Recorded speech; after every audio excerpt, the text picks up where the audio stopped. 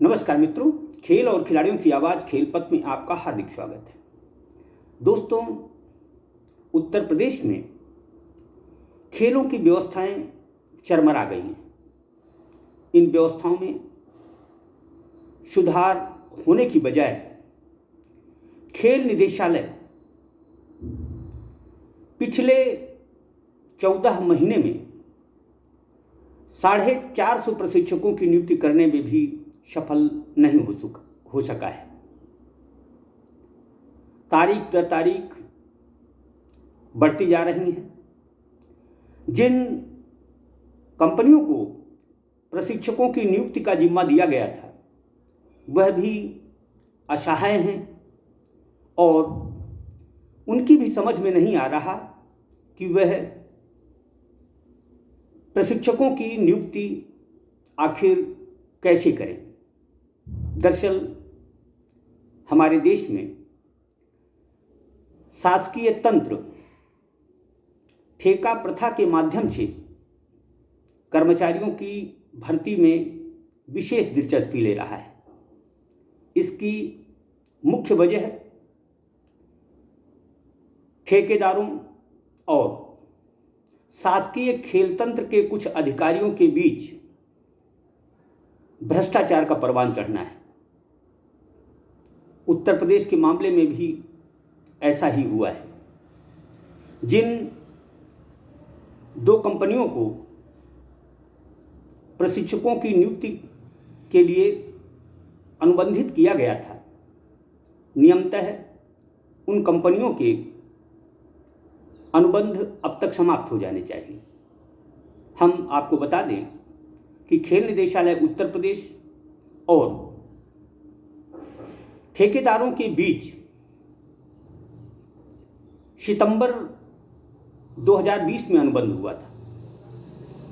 इन ठेकेदार कंपनियों को अक्टूबर में 450 प्रशिक्षकों की नियुक्ति कर देनी चाहिए थी। 2020 बीत गया, 2021 भी बीतने वाला है, लेकिन ये दोनों कंपनियां उत्तर प्रदेश को 450 प्रशिक्षक देने में असमर्थ रही हैं। कायदे से इन कंपनियों का अनुबंध समाप्त कर दिया जाना चाहिए, लेकिन सूत्र बताते हैं कि इन दोनों ठेकेदार कंपनियों का पैसा फंसा हुआ है। यह कौन सा पैसा है जो फंसा हुआ है? दरअसल अनुबंध हासिल करने के लिए इन कंपनियों ने खेल निदेशालय को रिश्वत दी है।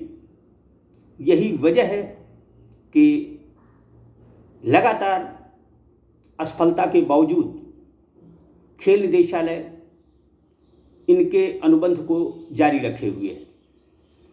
खेल निदेशालय को खिलाड़ियों से, उनके प्रशिक्षण से कोई लेना देना नहीं है। दरअसल आउटसोर्सिंग के इस खेल में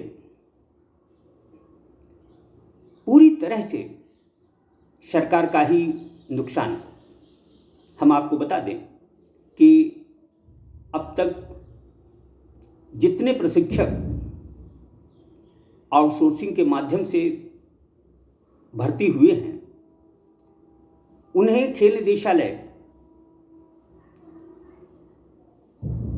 1500 से 2000 रुपये के बीच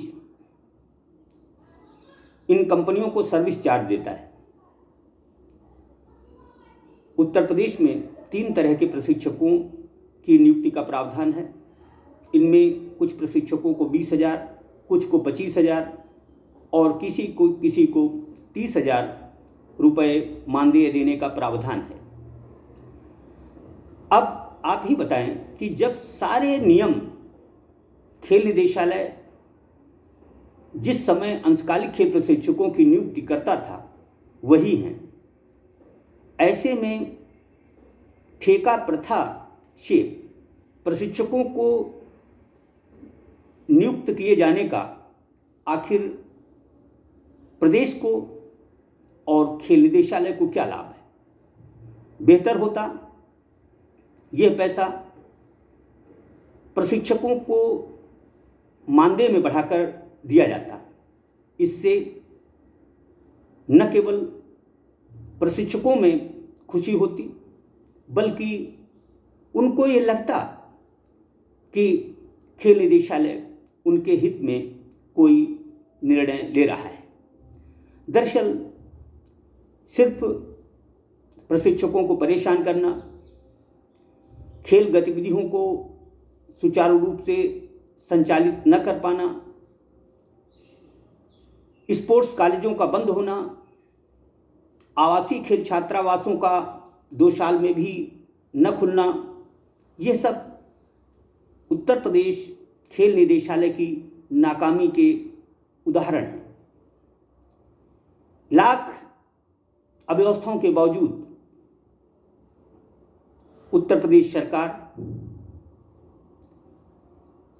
कह रही है कि वह खेलों के विकास में एक नया प्रतिमान स्थापित करना चाहती है। यह कैसा प्रतिमान? खिलाड़ी प्रशिक्षण हासिल नहीं कर पा रहे हैं। सैकड़ों अंशकालिक खेल प्रशिक्षक दर दर की ठोकरें खा रहे हैं और खेल निदेशालय यह जता रहा है कि उत्तर प्रदेश खेलों में उत्तम प्रदेश बन रहा है। प्रदेश के खेल मंत्री उपेंद्र तिवारी जगह जगह बताते हैं कि उत्तर प्रदेश में खेलों की यूनिवर्सिटी बनाई जा रही है, जिसमें न केवल खिलाड़ी निखारे जाएंगे, बल्कि उन्हें कौशल से भरपूर बनाकर उनके सपनों को भी पंख लगाए जाएंगे। अफसोस की बात है कि जो प्रदेश पिछले 14 महीने में 450 प्रशिक्षक नहीं खोज सका, वह खिलाड़ियों का कैसे भला करेगा? सिर्फ बातों से ही यदि काम चलने वाला होता तो संभवतः है किसी खेल तंत्र की जरूरत ही नहीं होती। जो कुछ भी हो रहा है खेलों के नाम पर, यह एक तरह से बदनुमा दाग है। हम इस मामले में मुख्यमंत्री योगी जी को भी कसूरवार नहीं मानेंगे, क्योंकि एक मुख्यमंत्री के सामने समूचे प्रदेश का दायित्व होता है। यह काम खेल मंत्री को देखना चाहिए था, लेकिन उन्हें इससे क्या लेना देना? वह सिर्फ और सिर्फ मोदी और योगी की तारीफ में कसीदे गढ़ते सुने जाते हैं। जो भी हो, उत्तर प्रदेश में खेलों की स्थिति सुधरने का नाम नहीं ले रही है। प्रशिक्षक मिल नहीं रहे हैं। दरअसल स्पष्ट नीति न होने की वजह से जो प्रशिक्षक ठेका प्रथा से भी प्रशिक्षण का काम करना चाहते हैं, उनकी भी समझ में नहीं आ रहा कि आखिर ऊंट किस करवट बैठेगा। जब तक प्रशिक्षकों को यह नहीं पता चलेगा कि उन्हें किस तरह कैसे खिलाड़ियों को निखारना है, तब तक बात बनने वाली नहीं है। खेल निदेशालय की मजबूरी है कि उसने ठेकेदारों से जो पैसा ले लिया है, उसके चलते उसे हर हाल में 3 साल तक अनुबंध जारी रखना है।